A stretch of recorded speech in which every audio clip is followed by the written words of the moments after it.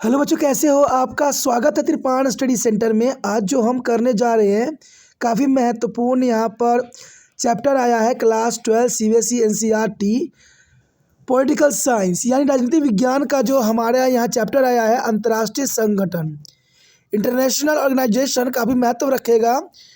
और यहाँ पर जो हम करने जा रहे हैं एमसीक्यू यानी बहुविकल्पिक प्रश्न उत्तर। आपको पता ही होगा कि सीबीएसई ने जो है 20 मार्क्स का एमसीक्यू हर एक सिलेबस में दिया है, जो बच्चों के लिए काफ़ी महत्वपूर्ण है। और सीबीएसई ने ये भी दावा किया है कि ये सारे जो एमसीक्यू होंगे वो एनसीईआरटी बुक पे आधारित होंगे।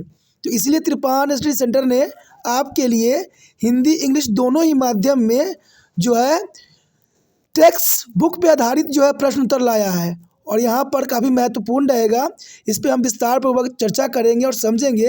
लेकिन आपको पता है कि एमसीक्यू करने से पहले एक बात जो मैं हमेशा कहता हूँ, जिसको आपको सोचना भी चाहिए, विचार भी करना चाहिए और इवन अमल भी करना चाहिए, ये है कि जब भी वीडियो देखिए पूरा देखिए, क्योंकि अधूरा जानकारी सदैव खतरनाक होता है। साथ में एक इंपॉर्टेंट बात ये भी रहता है, अगर आप पहली बार वीडियो देख रहे हो तो लाइक शेयर सब्सक्राइब करना मत भूलना, क्योंकि दोस्तों लाइक कीजिएगा तो बनाने वाले का मनोबल बढ़ता है, सब्सक्राइब कीजिएगा तो इससे ये होता है कि जब भी मैं कोई वीडियो डालूंगा उसका नोटिफिकेशन आपको समय रहते मिल जाएगा। और देखिए शेयर का मतलब ये होता है कि आपके थ्रू ना जाने किन बच्चों को हेल्प मिल जाए, ये आप भी नहीं जानोगे, इसलिए जो है आप शेयर जरूर करो, ठीक है। व्हाट्सएप स्टेटस पे भी लगाओ। दोस्तों एनएसएस सेंटर जो कई मानने में बहुत से बच्चों के लिए हेल्पफुल है, चाहे वो 8th क्लास हो, 9th 10th 11th 12th हो, चाहे वो एनआईएस बोर्ड के बच्चे हों, ठीक है, चाहे बीए एमए के बच्चे हो, सभी क्लासों के लिए कुछ ना कुछ जो है त्रिपाण एनएसएस सेंटर में उपलब्ध है। तो इसलिए आपके लिए ज़रूरी है कि आप सब्सक्राइब करके इसको चैनल को जो है सेव कर लो, नहीं तो बाद में अगर रिसर्च करोगे तो शायद आपको ये चैनल प्राप्त ना हो। तो इसलिए सोचना नहीं, विचार नहीं करना है, सब्सक्राइब करके जो है अपने पास सेव करना है। दोस्तों ये तो बात था आपके लिए, लेकिन आप देखते हैं हमारा आज टॉपिक क्या है। यहाँ पर जो हम चैप्टर कर रहे हैं काफ़ी महत्वपूर्ण है। चैप्टर है अंतर्राष्ट्रीय संगठन, क्लास 12वीं सीबीएसई एनसीईआरटी राजनीति विज्ञान का। और हम जो यहाँ पर करने जा रहे हैं एमसीक्यू यानी अति वैकल्पिक जो है प्रश्न उत्तर, जो काफ़ी महत्वपूर्ण है एग्ज़ाम व्यू से। क्योंकि आपको पता ही होगा कि सीबीएसई ने जो है 20 क्वेश्चन एमसीक्यू के अंतर्गत जो है बच्चों को देते हैं, जो बच्चों के लिए काफ़ी महत्वपूर्ण होते हैं। और ये सारे के सारे एमसीक्यू जो होते हैं एनसीईआरटी आधारित होते हैं। इसलिए त्रिपाण स्टडी सेंटर ने एनसीईआरटी आधारित क्वेश्चनों को आपके समक्ष प्रस्तुत किया है। आगे जो हमारे समक्ष क्वेश्चन आया है काफ़ी महत्वपूर्ण है। और क्वेश्चन है कि भारत संयुक्त राष्ट्र में कब शामिल हुआ? भारत संयुक्त राष्ट्र में कब शामिल हुआ? क्वेश्चन क्लियर है कि भारत संयुक्त राष्ट्र में कब शामिल हुआ। देखिए 1945 से 1946 या 1945 या 1944 सिर्फ समय काल यहाँ बताई गई है कि 30 अक्टूबर 1945 या 12 नवंबर 1946 या 31 दिसंबर 1945 या 14 अक्टूबर 1944। दोस्तों ये नंबर यहाँ पर लिखने का मतलब ये रहता है कि ये इंटरनेशनल रूल रेगुलेशन से लिखी गई नंबर है। इंटरनेशनल में पहले ईयर आता है, फिर मंथ आता है, फिर डे आता है। तो यहाँ पर इंटरनेशनल लेवल पे लिखी गई है, लेकिन आपको कंफ्यूज होने की ज़रूरत नहीं है। देखिए यहाँ पर दो में काफ़ी द्वंद्व रह गया है, क्योंकि 45 दो जगह और एक ही टाइम का अंतर है। तो क्या लगता है आपको, इन्हीं दोनों में से कोई आंसर होगा? हो भी सकता है, कोई बुराई नहीं है, लेकिन अगले में भी कोई इतना अधिक फर्क नहीं है। 44 45 46 है, सिर्फ साल का डिफरेंस है, बट इम्पोर्टेंट है। चलिए आप अपना आंसर दीजिए, फिर हम सोचते हैं क्या इसका आंसर हो सकता है। आपने अपना सोच लिया, अपनी कॉपी पे नोट को कर लीजिए। तो क्वेश्चन डायरेक्ट है यहाँ पर, भारत संयुक्त राष्ट्र में कब शामिल हुआ था। ये आपको पता होना चाहिए कि भारत को कब शामिल किया गया था। तो इसमें द्वंद्व तो कुछ होनी नहीं है। यहाँ पर जिसको नॉलेज होगा वो फटाक से आंसर लगाएगा। तो इसका आंसर है 30 अक्टूबर 1945, यानी पहला आंसर सही है। 30 अक्टूबर 1945 को भारत संयुक्त राष्ट्र में शामिल हुआ था। 30 अक्टूबर 1945 को भारत संयुक्त राष्ट्र संघ में शामिल हुआ था। तो आंसर है, समझ गए होंगे। आगे देखते हैं क्या है।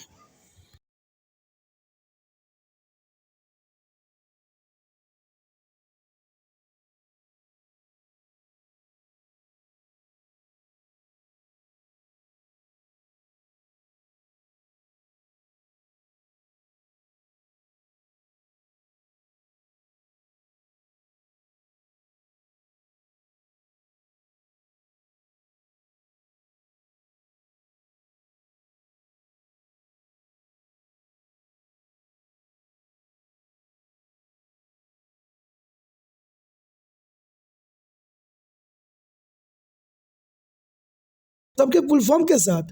अगर जिन बच्चों ने वो वीडियो देखी होगी उनके लिए एमसीक्यू भी आसान होगा, और जिन्होंने नहीं देखी होगी, क्योंकि वो सारे एमसीक्यू उन्हीं क्वेश्चनों में से उठाई गई, क्योंकि वो क्वेश्चन इसलिए इंपॉर्टेंट थे क्योंकि वो टेक्स्ट पे आधारित थे, और ये वीडियो भी जो एमसीक्यू के है वो भी टेक्स्ट पे आधारित है।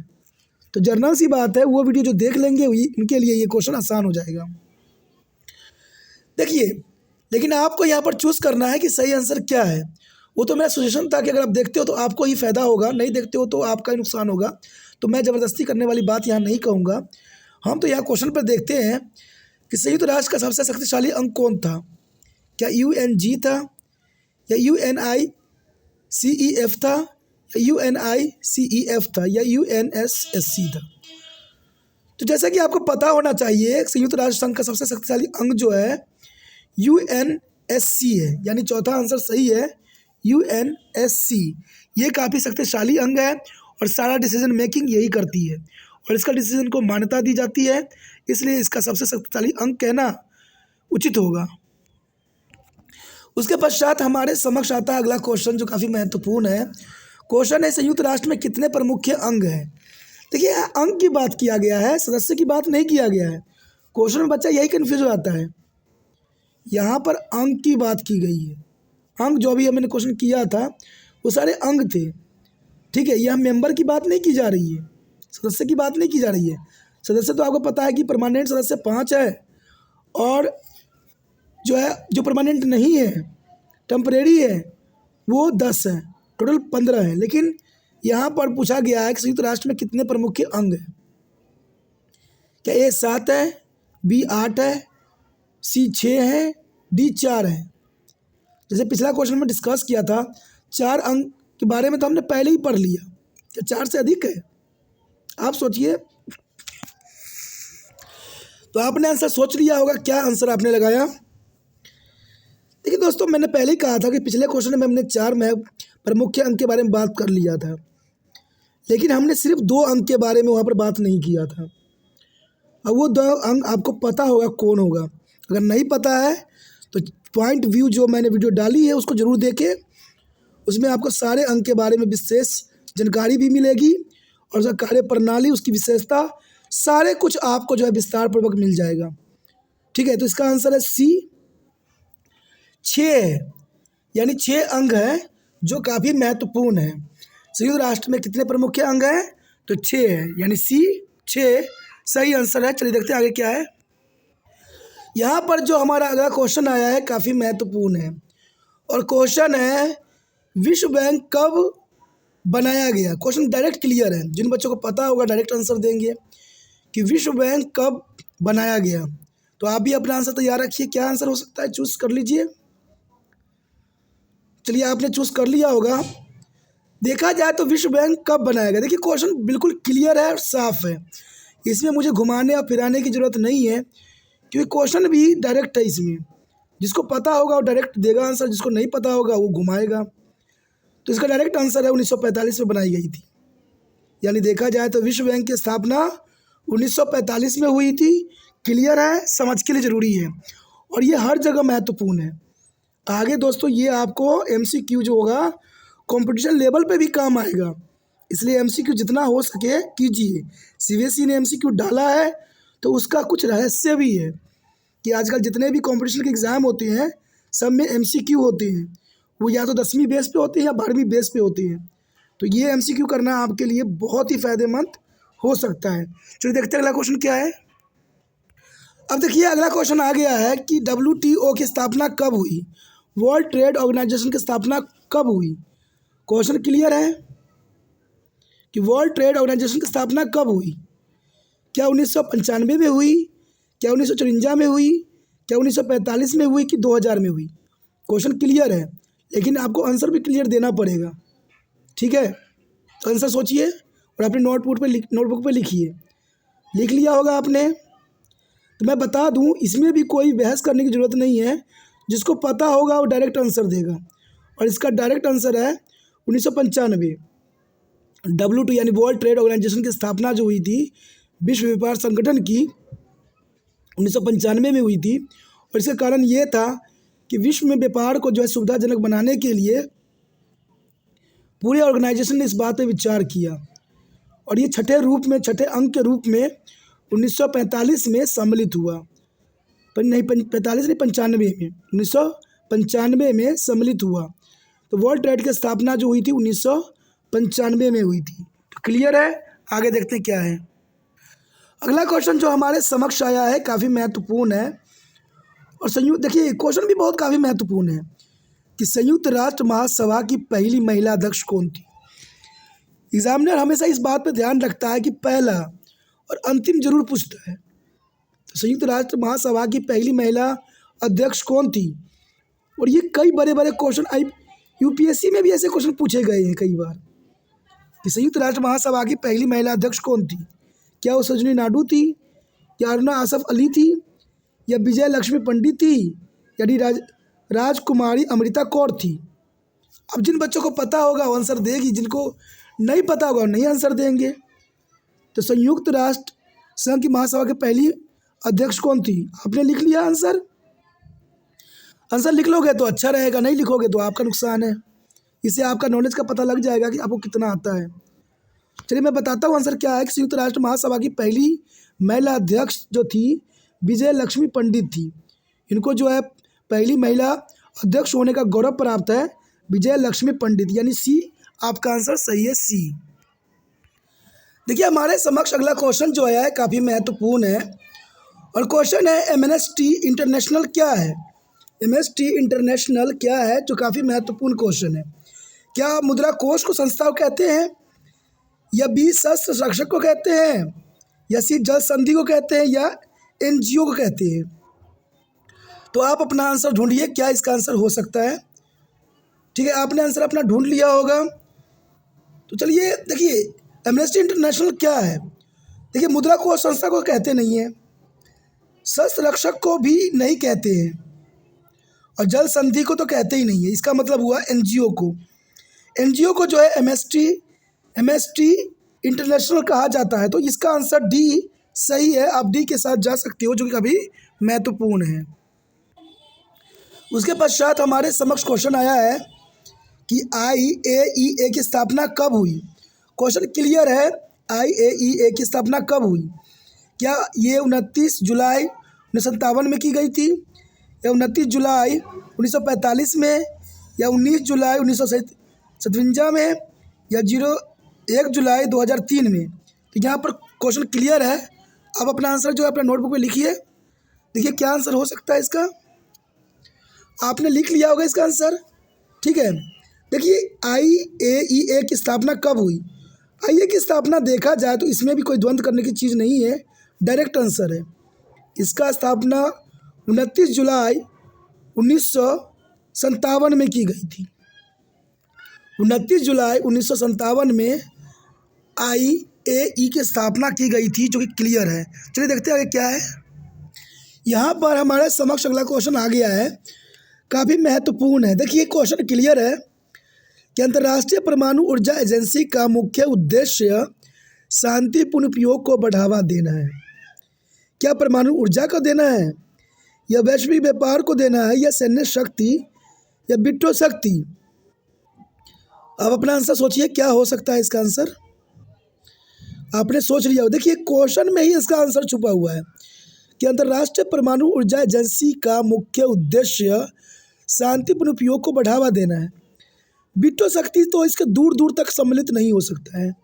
सैन्य शक्ति की बात नहीं कही गई है, वैश्विक व्यापार की भी बात नहीं की गई है, बात की गई है परमाणु ऊर्जा की, क्योंकि परमाणु ऊर्जा एजेंसी परमाणु ऊर्जा की ही बात करेगी। तभी मैंने कहा था ना, क्वेश्चन में इसका आंसर छुपा हुआ है कि अंतर्राष्ट्रीय परमाणु ऊर्जा एजेंसी का मुख्य उद्देश्य शांतिपूर्ण उपयोग को बढ़ावा देना, यानी परमाणु ऊर्जा को बढ़ावा देने के लिए की गई है, लेकिन शांतिमय से। तो ये काफ़ी महत्वपूर्ण है। चलिए देखते हैं अगला क्वेश्चन क्या है। यहाँ पर आपके समक्ष अगला क्वेश्चन आ गया होगा। क्वेश्चन है, सुरक्षा परिषद में अस्थायी सदस्य के विशेष अधिकार क्या है। सुरक्षा परिषद में जो 5 अस्थायी सदस्य हैं उनको क्या विशेष अधिकार दिया गया है। क्या वह अनिश्चित काल तक सेवा कर सकते हैं, क्या उनके पास किसी भी प्रस्ताव को वीटो रखने की शक्ति है, या वो महासचिव की नियुक्ति कर सकते हैं, या वो महासभा का एजेंडा तय कर सकते हैं। क्वेश्चन क्लियर है कि सुरक्षा परिषद में स्थायी सदस्य की क्या विशेष अधिकार दिया गया है। आप अपना आंसर सोचिए, विचारिए क्या हो सकता है इसका आंसर। देखिए, वो महासभा का एजेंडा तय कर सकते हैं, ये भी अधिकार है लेकिन विशेष अधिकार नहीं है। ठीक है, वो महासचिव की नियुक्ति भी कर सकते हैं लेकिन उनको भी साथ अस्थायी सदस्य की भी जरूरत पड़ती है। लेकिन एक बात यहाँ पर स्टक करती है कि उनके पास किसी भी प्रस्ताव को वीटो करने की शक्ति है।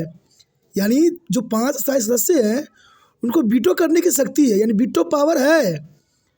और यही विशेष अधिकार उनको दी गई है 5 सदस्यों को कि उनके पास किसी भी प्रस्ताव को वीटो करने की शक्ति है। तो ये बी ऑप्शन सही है, उनके पास किसी भी प्रस्ताव को वीटो करने की शक्ति है। आगे हमारे समक्ष जो अगला क्वेश्चन आया है काफ़ी महत्वपूर्ण है और क्वेश्चन है कि कौन सा संयुक्त राष्ट्र एजेंसी शैक्षिक और संस्कृति मुद्दे से निपटने के लिए जिम्मेदार है। देखिए, यहाँ पर क्वेश्चन क्लियर है, संयुक्त राष्ट्र की कौन सी एजेंसी शैक्षिक यानी एजुकेशन और कल्चर के लिए जिम्मेदार है। क्या ए संयुक्त राष्ट्र शैक्षिक मनोवैज्ञानिक और सांस्कृतिक संगठन, या बी शरणार्थी के लिए संयुक्त राष्ट्र उच्चायोग, या सी संयुक्त राष्ट्र बाल कोष, या डी विश्व स्वास्थ्य संगठन। आपके पास कुछ समय है, आप देख सकते हो कि आंसर क्या है और अपने नोटबुक पर नोट करके बाद में एनालाइज कर सकती हो। तो नोट कर लीजिए और बाद में देखिए कि आपको कितना आंसर यहाँ पर सही गया है और कितना आंसर गलत गया है। तो आप नोट कर चुके होंगे, जो ये काफ़ी अच्छी बात है। तो ये क्वेश्चन को समझना बहुत ज़रूरी है। जो बच्चे क्वेश्चन को समझ लेते हैं ना, उनके लिए आंसर भी बहुत आसान हो जाता है। जैसे क्वेश्चन की समझिए कि कौन सी संयुक्त राष्ट्र एजेंसी शैक्षिक संस्कृति मुद्दे से निपटने के लिए जिम्मेदार है। देखिए, विश्व स्वास्थ्य संगठन तो स्वास्थ्य के अंतर्गत कार्य करती है, तो मैं कई बार बता चुका हूँ। संयुक्त राष्ट्र बाल कोष यानी बच्चों के लिए ये बनाई गई है, तो बच्चों के लिए ये कार्य करती है। शरणार्थियों के लिए संयुक्त राष्ट्र उच्च आयोग। अब शरणार्थी की बात किया गया, जो रिफ्यूजी होते हैं, जो दूसरे देशों से आपके देश में आके रहने लगते हैं, उनके लिए ये संस्थाएं कार्य करती है। तो जर्नल सी बात, एक ही ऑप्शन सही रह गया कि संयुक्त राष्ट्र शैक्षिक वैज्ञानिक और संस्कृत संगठन, ये ए आंसर सही है। और यही एजेंसी है जो संयुक्त राष्ट्र एजेंसी शैक्षिक और संस्कृति मुद्दे से निपटने के लिए जिम्मेदार है। तो कौन सा है? संयुक्त राष्ट्र शैक्षिक वैज्ञानिक और संस्कृत संगठन, यानी ए इसका आंसर करेक्ट है। चलिए देखते हैं अगला क्वेश्चन क्या है हमारे समक्ष। उसके पश्चात हमारे समक्ष अगला क्वेश्चन आता है, काफ़ी महत्वपूर्ण है और क्वेश्चन है कि मानव अधिकार मुद्दे से निपटने के लिए संयुक्त राष्ट्र की कौन सी एजेंसियां जिम्मेदार हैं। क्वेश्चन क्लियर है दोस्तों कि मानव अधिकार मुद्दे से निपटने के लिए संयुक्त राष्ट्र की कौन सी एजेंसियां जिम्मेदार है। क्या वो संयुक्त राष्ट्र बाल कोष है, या शरणार्थी के लिए संयुक्त राष्ट्र उच्चायोग है, या संयुक्त राष्ट्र मानवाधिकार आयोग है, या विश्व स्वास्थ्य संगठन है। तो ये क्वेश्चन क्लियर है और क्वेश्चन का जो आंसर भी जो है क्लियर है। सिर्फ सोचने की ज़रूरत है, आपको सिर्फ सोचने की ज़रूरत है। तो आप क्या सोच रहे होगे इस आंसर के लिए? अपने कॉपी पर लिखिए, इससे पता लगेगा कि आपको क्या आता है। देखा जाए तो इसका आंसर देखिए, संयुक्त राष्ट्र बाल कोष तो नहीं हो सकता है, क्योंकि बाल कोष के वाले अधिकारी करते हैं। शरणार्थी के संयुक्त राष्ट्र संघ उच्च आयोग के द्वारा करने की बात की जाती है, ना कि मानव मुद्दे जो करते हैं। तो इसका मतलब हुआ संयुक्त राष्ट्र मानवाधिकार आयोग क्या हो सकता है। देखिए, मानव अधिकार आयोग का मुद्दे का निपटान के लिए संयुक्त राष्ट्र कौन सी एजेंसी है? संयुक्त राष्ट्र मानवाधिकार आयोग ही करेगी ना, जनरल सी बात है। तो इसका मतलब सी आंसर सही है। तो सी से साथ आप जा सकते हो, सी इसका करेक्ट आंसर है। संयुक्त राष्ट्र मानवाधिकार आयोग, संयुक्त राष्ट्र मानव अधिकार आयोग मानवाधिकार मुद्दे को निपटने के लिए ये एजेंसियां जिम्मेदार हैं। चलिए देखते हैं अगला क्वेश्चन क्या है। चलिए अगला क्वेश्चन हमारे समक्ष आ गया है कि युद्ध और शांति पर चर्चा करने के लिए संयुक्त राष्ट्र का कौन सा निकाय जिम्मेदार है। देखिए, ये भी क्वेश्चन बहुत काफ़ी दिलचस्प है कि युद्ध और शांति पर चर्चा करने के लिए संयुक्त राष्ट्र ने कौन सा जो विभाग को बनाया है। क्या वो विश्व स्वास्थ्य संगठन है, क्या वो संयुक्त राष्ट्र विकास कार्यक्रम है, या महासभा, या संयुक्त राष्ट्र बाल कोष है। तो आप अपना आंसर सोच सकते हो, क्या हो सकता है इसका आंसर। आपने अपना आंसर सोच लिया होगा। देखिए, बात यहाँ क्लियर है कि संयुक्त राष्ट्र शांति पर चर्चा करने के लिए संयुक्त राष्ट्र का कौन सा निकाय जिम्मेवार है? तो देखा जाए तो इसका आंसर क्लियर है, संयुक्त राष्ट्र बाल कोष तो हो नहीं सकता, क्योंकि बाल कोष बच्चों के लिए बनाई गई है और विश्व स्वास्थ्य संगठन स्वास्थ्य के लिए बनाई गई है। संयुक्त राष्ट्र विकास कार्यक्रम नहीं है, तो इसका महासभा है। देखिए, महासभा के द्वारा ही युद्ध और शांति पर हम चर्चा कर सकते हैं। ये महासभा का मतलब होता है कि सारे विश्व के देश के लोग आए और उस पर चर्चा करें कि युद्ध कितना खतरनाक है और इससे क्या नुकसान हो सकता है। तो इसीलिए जो है महासभा बनाई गई है, जहाँ पर युद्ध और शांति के लिए विचार विमर्श की जाती है। चलिए देखते हैं अगला क्वेश्चन क्या है। देखिए, अगला क्वेश्चन हमारे समक्ष आ गया है। क्वेश्चन है, सामाजिक और आर्थिक मुद्दे से निपटने के लिए संयुक्त राष्ट्र का कौन सा निकाय जिम्मेवार है? क्वेश्चन सब एक जैसे ही लग रहे हैं, लेकिन आंसर भी महत्वपूर्ण है। क्या संयुक्त राष्ट्र मानवाधिकार आयोग है? देखिए, आर्थिक और सामाजिक मुद्दे को निपटान कौन करता है? संयुक्त राष्ट्र मानवाधिकार आयोग, सुरक्षा परिषद, संयुक्त राष्ट्र विकास कार्यक्रम या विश्व स्वास्थ्य संगठन? देखिए, विश्व स्वास्थ्य संगठन का कार्य तो नहीं है, लेकिन फिर भी अब अपना आंसर चूज कीजिए, फिर मैं बताता हूँ। आपने अपना आंसर चूज कर लिया होगा। तो देखिए, सामाजिक और आर्थिक मुद्दे पर संयुक्त राष्ट्र मानवाधिकार आयोग तो नहीं है, सुरक्षा परिषद का भी यहाँ पर नामो निशान नहीं है, और वर्ल्ड ट्रेड स्वास्थ्य और वर्ल्ड हेल्थ ऑर्गेनाइजेशन को तो हम रिजेक्टेड करते हैं, वो स्वास्थ्य के लिए है। तो इसका मतलब सी ही ऑप्शन शेष रह गया। संयुक्त राष्ट्र विकास कार्यक्रम इसका सही आंसर है, तो इसका मतलब सी आंसर सही है। संयुक्त राष्ट्र विकास कार्यक्रम, जिसका काम है आर्थिक और सामाजिक मुद्दे को देखरेख करना, तो इसका आंसर सी सही है। उसके पश्चात हमारे समक्ष अगला क्वेश्चन जो आया है काफ़ी महत्वपूर्ण है, और क्वेश्चन है कि पूरे विश्व में मानव अधिकार की सुरक्षा के लिए कार्य करने वाली अंतर्राष्ट्रीय संस्था कौन है? पूरे विश्व में मानव अधिकार की सुरक्षा के लिए कार्य करने वाले अंतर्राष्ट्रीय संस्था कौन है? क्या वो एम्नेस्टी इंटरनेशनल है? क्या बी अंतर्राष्ट्रीय मुद्रा कोष है? या सी विश्व व्यापार संगठन है? या डी अंतर्राष्ट्रीय न्यायालय? देखिए, सारे के सारे जो है वो विश्व के लिए ही कार्य करती है, लेकिन यहाँ पर सिर्फ एक क्वेश्चन डाल दिया है कि मानव अधिकार की सुरक्षा के लिए सब ऑर्गेनाइजेशन का अपना अपना कार्य है। तो मानव अधिकार की सुरक्षा कौन करता है? आप सोचिए। अब अपना आंसर जो है नोटबुक पे लिखिए। देखिए दोस्तों, अंतर्राष्ट्रीय न्यायालय में जो है कोई भी अपराध के लिए हम अपील कर सकते हैं, तो मानव अधिकार की सुरक्षा में कुछ हद तक तो रहेगी, लेकिन उतना नहीं। विश्व व्यापार संगठन जो होती है व्यापारों के लिए बनाई गई है, और अंतर्राष्ट्रीय मुद्रा कोष जो है मुद्रा के लिए बनाई गई है। पैसों के रिलेटेड यहाँ पर समस्या सुनी जाती है, लेकिन देखा जाए तो एम्नेस्टी इंटरनेशनल ये जो होता है मानव अधिकार की सुरक्षा के लिए कार्य करती है। तो इसका मतलब ए आपका सही आंसर है, आप ए के साथ जा सकते हो, ये आपका करेक्ट आंसर हुआ। चलिए देखते हैं लास्ट और अंतिम क्वेश्चन क्या है। आपके समक्ष अगला क्वेश्चन आ गया होगा। अगला क्वेश्चन है, सुरक्षा परिषद के स्थायी सदस्य का चुनाव कैसे किया जाता है? सुरक्षा परिषद के अस्थायी, स्थायी की बात नहीं कर रहा है, अस्थायी सदस्य का चुनाव कैसे किया जाता है? ए महासभा द्वारा, बी महासचिव द्वारा, सी अस्थायी सदस्यों द्वारा, या डी विश्व के सभी महाद्वीपों के प्रतिनिधित्व करने वाले देशों द्वारा।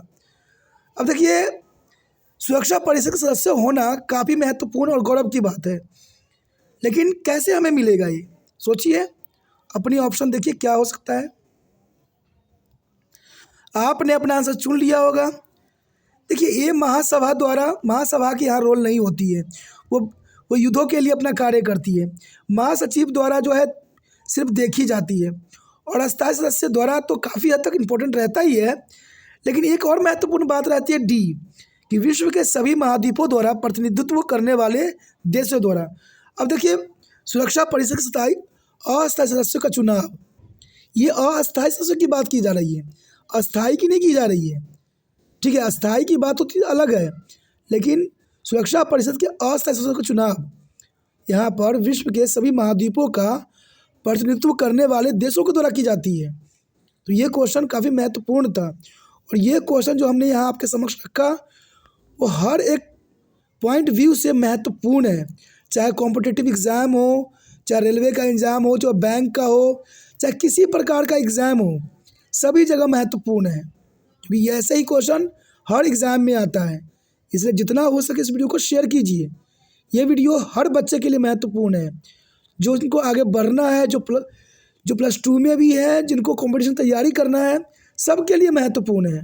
इसलिए हर बच्चों को जो है व्हाट्सएप स्टेटस पे लगाने की ज़रूरत है, जिससे ये वीडियो हर बच्चे तक पहुँचे और वो भी इस क्वेश्चन को समझ सके।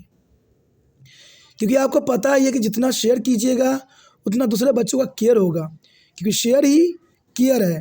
तो ये विश्वास आप तिरपान इंस्टीट्यूट के मत तोड़िए, शेयर जरूर कीजिए। यूट्यूब से लिंक को कॉपी कीजिए, व्हाट्सएप स्टेटस पर लगाइए 24 घंटे के लिए। पहली बार मेरे चैनल पे आए हो, पहली बार वीडियो देख रहे हो, समझ में आ रहा है, अच्छा लग रहा है और चाहते हो कि और वीडियो आपको इस प्रकार प्राप्त होता रहे, तो दोस्तों सोचना नहीं है, विचार नहीं करना है, क्योंकि तिरपान स्टडी सेंटर 8 से लेकर MA तक के बच्चों के लिए महत्वपूर्ण है। इसलिए सोचिए नहीं, अभी तिरपान स्टडी सेंटर को जो है सब्सक्राइब करके अपने मोबाइल में सेव कीजिए।